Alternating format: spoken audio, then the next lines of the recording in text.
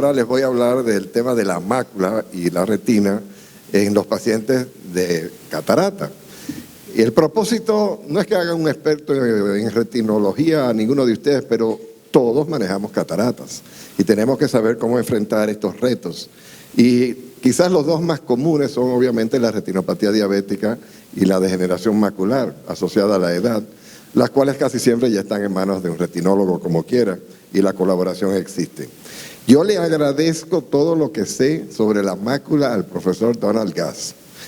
Él me adoptó como un hijo, lo tuve durante 5 años, todos los martes, durábamos 2 horas viendo máculas en la conferencia de angiofluoresceína y era un verdadero genio. El doctor Donald Gass describió 42 síndromes distintos, el más famoso es el síndrome de Irvine-Gass, por supuesto, pero cuantas uveitis, maculopatías, y no tenía un OCT, pero lo tenía en el cerebro, el OCT. Lo que él describió, por ejemplo, en el agujero macular, en las etapas de la formación del agujero macular, cuando sacan el OCT, confirman exactamente lo que el doctor Donald Gass había descrito. Y la razón era muy sencilla. Él había convencido a pacientes que tenían una maculopatía que fueran donantes al banco de ojos. Cuando fallecían, ya él tenía la angiografía, la fotografía del fondo ocular, pero entonces tenía la histopatología y eran globos que se conservaban enteros. Y eso le permitió a él ver patologías que nadie había visto antes. Y eso fue lo que hizo posible su gran contribución. Entonces, el propósito de la entrega es ilustrar el manejo práctico de la maculopatía, hacerlos expertos rápidos en cómo interpretar la OCT de una forma obviamente práctica y saber cuáles son las cosas que tenemos, o gotas, o inyecciones intravítreas, o cuando aquellos casos requieren de intervenciones quirúrgicas. Y finalmente, hay casos en donde hacemos la cirugía de catarata, después de la retina, otros que hacemos la cirugía de la catarata primero y después de la de retina, o en casos combinados. Hoy día, sobre todo en la diabetes y en aquellos que tienen membranas epirretinianas, la cirugía combinada es la mejor. Hay un principio fundamental de baja visión y es que si el paciente tiene una maculopatía, la cirugía de catarata siempre le va a ayudar. Eso de que la catarata va a empeorar el edema macular o que va a empeorar la degeneración macular está guardado, siempre mejoran. No hay evidencia que la cirugía pueda causar, aunque hayan casos descritos donde haya ocurrido de manera simultánea. Entonces, lo más importante es evitarlo. Es más fácil evitar que tener que remediar. Y por eso la exploración del paciente en el preoperatorio es fundamental. A todos mis pacientes yo los veo con el indirecto, los veo con el lente de 90 grados, le examino el nervio óptico, le examino la mácula y trato de determinar, cuando miro a través del cristalino, si esa agudeza visual que tiene el paciente lo explica la opacidad que tiene el cristalino. Porque de no explicarla, y sobre todo por retinoscopía, sabemos que el problema está más atrás. Entonces, también tenemos que descartar las degeneraciones periféricas, pero eso no va a ser el tema de hoy. ¿Y qué tenemos? Tenemos los antiinflamatorios no esteroideos, que sabemos que pueden, en el caso del edema macular, y el primero que salió al mercado fue el Acular, pero luego vino el Nevanac, tenemos el Cebestén, el Bromfenaco, y una serie de gotas, todas menos el Voltaren, que probablemente por el hecho que tiene un efecto tóxico en la córnea, no se los puedo recomendar. Pero hoy día también tenemos las inyecciones de los anti-VEGF. Esto sobre todo tiene su aplicación en la retinopatía diabética, cuando hay oclusiones de venas, cuando tenemos degeneración macular relacionada a la edad, y además podemos inyectar Kenalog o triamcinolona en la cavidad vítrea. Pero en algunos casos, la única manera, y lo verán en el desarrollo de la presentación, de solucionar el problema es por vía quirúrgica. Y por eso es que entiendo que ustedes deben de dominar este tema. Bueno, el cirujano de catarata tiene varias opciones. Puede diferir la cirugía, ya que el pronóstico visual no justifica la extracción de la catarata. Es decir, esto no es catarata, operándote la catarata, yo no te voy a mejorar la agudeza visual. Caso común, atrofia geográfica del epitelio pigmentado, donde sabemos que con la catarata y sin la catarata el paciente va a ver igual, porque no va a mejorar su función visual. O un agujero macular que si no se repara el agujero, la cirugía de la catarata no lo va a ayudar tampoco. Puede operar antes Y después de las inyecciones de anti-VEGF en aquellos pacientes que están siendo sometidos a un régimen repetitivo, esos que cada 6 semanas o cada mes están recibiendo una inyección, la enseñanza es inyecte 15 días antes de la cirugía de catarata y programe la siguiente inyección 15 días después. Así él está cubierto durante el acto operatorio de esa posibilidad y una manera de mantener la relación también con el retinólogo. Puede indicar la cirugía de catarata entendiendo que puede necesitar un tratamiento adicional para la maculopatía. Por ejemplo, creemos que la membrana epirretiniana no es significativa, decimos vamos a operar la catarata y los he tenido, membranas epirretinianas grado 1, hasta multifocales le he puesto, el paciente queda 20-20 y nunca fue necesario pelar la membrana. Hay casos así. Hay otros que sabemos que cuando hay deformación del lumbo, de la fobia, si no hacemos el pelado, pues no va a mejorar. Puede indicar primero la cirugía de la mácula y luego postergar la cirugía de la catarata si así lo amerita. Sabemos que toda vitrectomía a los 2 años casi seguro produce una catarata. O sea que el hacer eso concatenado o en secuencia es una garantía de que va a tener una catarata. Pero ya la culpa la tiene el retinólogo, ¿no? La puede echar a él. Y puede también indicar cirugía simultánea en la que se hace la catarata simultáneamente con la cirugía de la mácula. La evolución de la OCT, pocas personas lo saben, pero el campeón fue Carmen Pugliafito, entonces en la Universidad de Tufts, recuerdan aquel que fue chairman en el Bascom Palmer, él desarrolló esta tecnología a través de las diferentes etapas en la cual pasó del OCT1, que era muy pero muy crudo, a la resolución cuando el OCT time domain o dominio de tiempo nos permitía, y este era el caso del Stratus OCT, si recuerdan, de la SAIS, y finalmente se cambia el dominio del tiempo al dominio espectral, con una resolución de 2 y 3 micras, lo cual nos da una resolución impresionante de las diferentes capas de la retina, y ese es el famoso CIRRUS de la SAIS, que es el más conocido. Hoy día, la siguiente generación del CIRRUS es un CIRRUS, pero le han agregado la capacidad de cortar en lamelas la superficie de la retina y le llaman angio-OCT. Todavía una tecnología de punta que está encontrando su aplicación, ya que no sabemos exactamente, pero obviamente hay casos donde uno dice, mira, si no hubiera sido por el angio-OCT, no veo esa membrana neovascular. Otro de los fenómenos que involucran la mácula es el famoso y conocido desprendimiento del vitrio posterior, algo que es muy frecuente en el adulto envejeciente. Y sabemos que el vitrio tiene 3 puntos de adherencia firme. La base de Salzmann, que es toda la periferia ecuatorial, el nervio óptico y la fobia. Ahí es donde el vitrio se pega de a verdad. ¿Conocen el anillo que está sobre el nervio óptico? Porque lo vemos, el anillo de Weiss, que el paciente lo revela como un flotador redondo, o lo vemos en la oftalmoscopía indirecta. Pero también la adherencia a la fobia hace varios síndromes, o puede ser un síndrome de tracción vitriomacular, o nos puede hacer un agujero macular. Y ambos son peligrosos y requieren de intervenciones. Y luego la separación del vitrio con ruptura de las capas de la retina causando un desgarro retiniano. Este video les hace entender la íntima relación que tiene la hialoides posterior, que lo ven en la superficie, y esto por el doctor Glittenberg de Holanda, y ustedes pueden ver cómo el vitrio se está empezando a levantar, pero obviamente si hay mayor fuerza, pues esto causa un agujero y forma un agujero en el centro de la fobia. Y en esta cavidad, además, de pronto células epiteliales de la retina que hacen metaplasia pueden migrar y crearnos una membrana epirretiniana. Si no hay una separación del vitrio posterior, no puede haber un MER, o se tiene que meter la membrana epirretiniana entre una capa y la otra. Es la mejor manera de entender esto. Le hablé del dominio temporal y del dominio espectral. Hay 2 versiones en cada aparato, una gris y otra colores. Hay personas que prefieren la de colores, en algunas la resolución de la de gris y todas te la producen simultáneamente, te dan las capas. Lo que tienen que entender es que donde hay negro hay núcleos, o sea que las capas nucleares son las negras y donde hay blancas son las membranas, y en la superficie está o estaría la hialoide posterior que se puede al separar crear la membrana epirretiniana.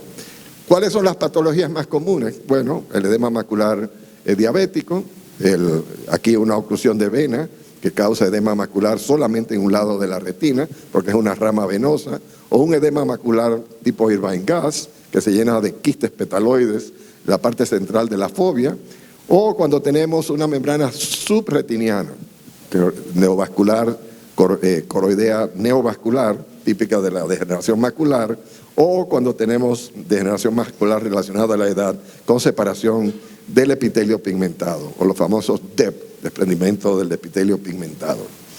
Los patrones de escaneo son importantes porque nos ayudan a entender la patología. Y aquí estoy ilustrando una membrana epirretiniana que ven estos picos, que no son más que los pliegues que vemos en la membrana epirretiniana. Esto es en la superficie de la retina. Sin embargo, pueden haber espacios dentro de la retina, que en este caso son espacios quísticos por edema macular o por sangre dentro de la retina. Siempre el lado del nervio óptico o el lado nasal es más grueso que el lado temporal, cuando el corte es horizontal. Por eso cuando reciben el OCT, fíjense si el corte fue vertical o si fue horizontal. Siempre preferimos el corte horizontal, pero hay casos donde es más importante la parte vertical. Entonces vamos a poner atención a las capas ahora. Ahí hay una membrana, todos pueden ver que hay en la superficie algo que tracciona y hace picos. La membrana se extiende temporal a la fobia, aquí el nervio óptico. Cuando vemos la membrana, tenemos que entonces ilustrar este cuadrito, porque ahora magnificamos cómo esta membrana ala hacia arriba,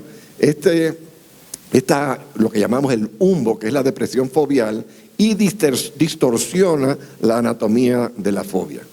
Esta distorsión de la anatomía de la fobia obviamente implica una reducción de la agudeza visual.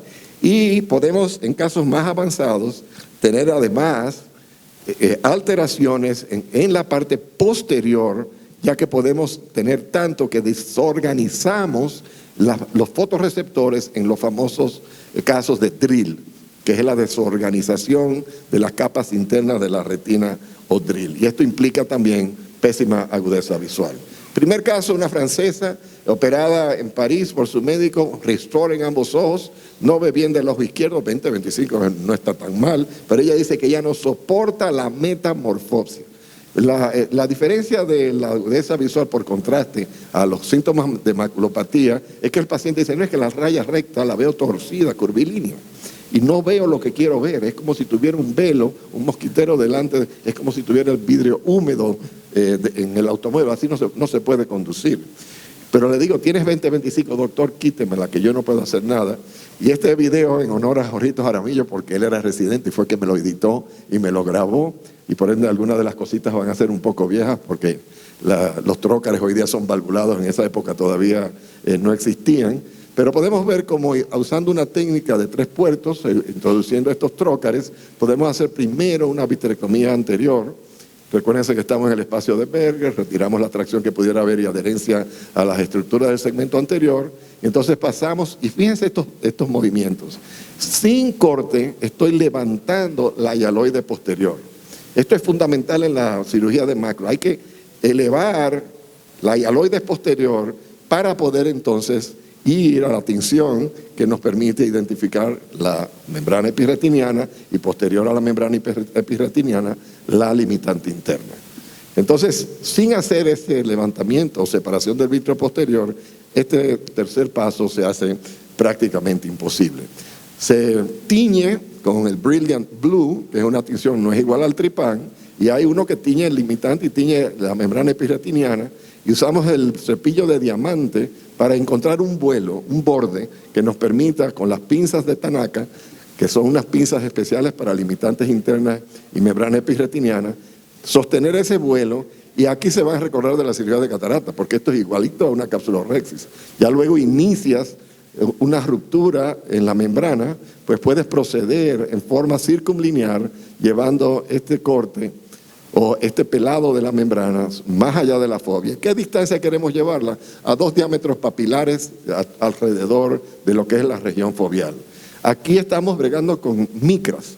Son 4 micras que tiene la membrana epirretiniana y está allí pegadito entonces la retina, que apenas tiene unas 12 micras. O sea que la precisión y el pulso aquí tienen que ser obviamente críticos. Y si hay cualquier problema de visualización, es hasta preferible diferir este paso.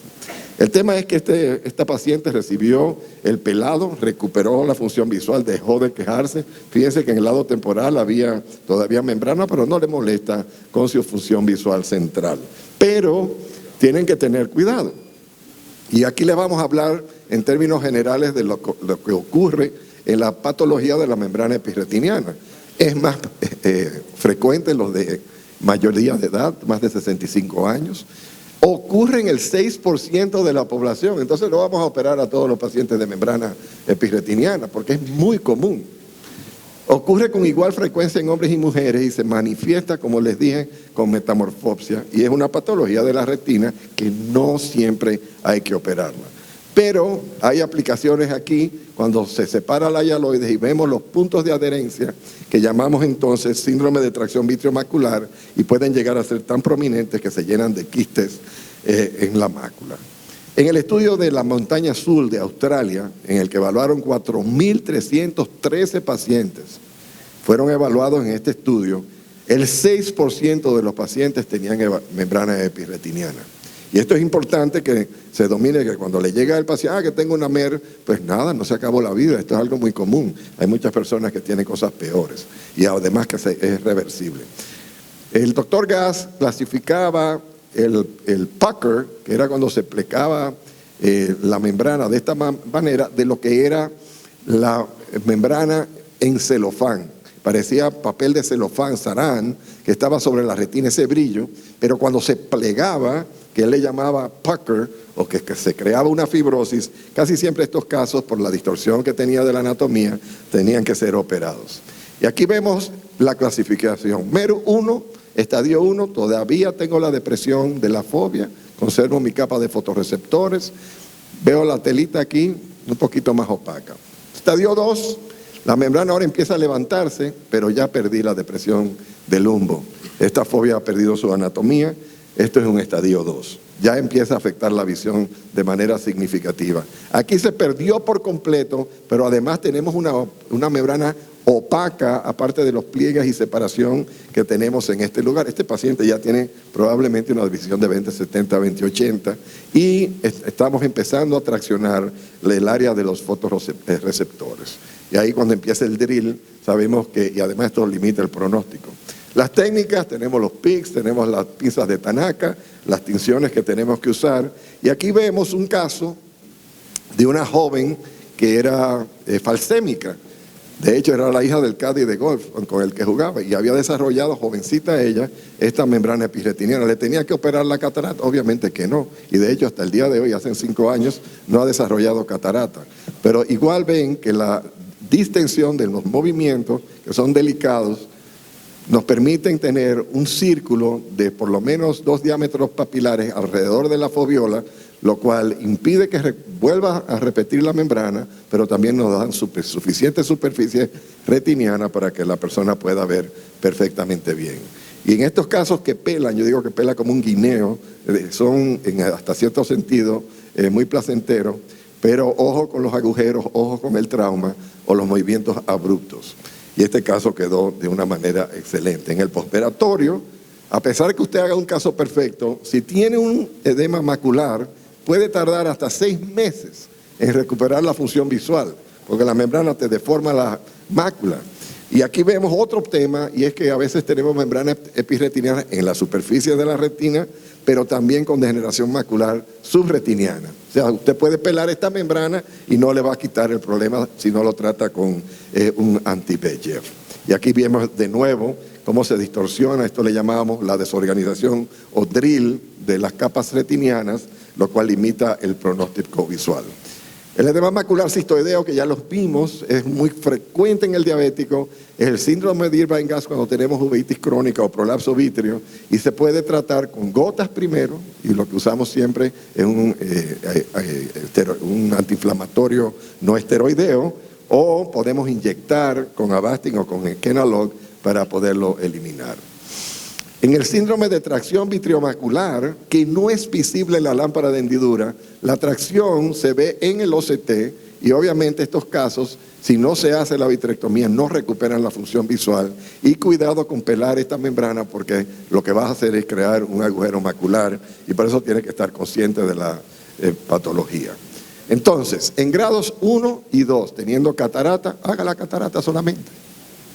Y si el paciente recuperó la visión, satisfecho está. Si la agudeza visual lo amerita, haga la vitrectomía y pele la membrana. Es decir, no tiene catarata, solo la membrana. Si la membrana es muy grande o contraída, es decir, que tiene el pucker y tiene la fibrosis, pele para evitar la progresión y la distorsión de las capas internas. En grados 3 y 4 ha de pelar, pero ya sabe que su pronóstico visual, y así se lo debe comunicar al paciente, es reservado. Y la clave está en el drill y la desorganización de las capas internas.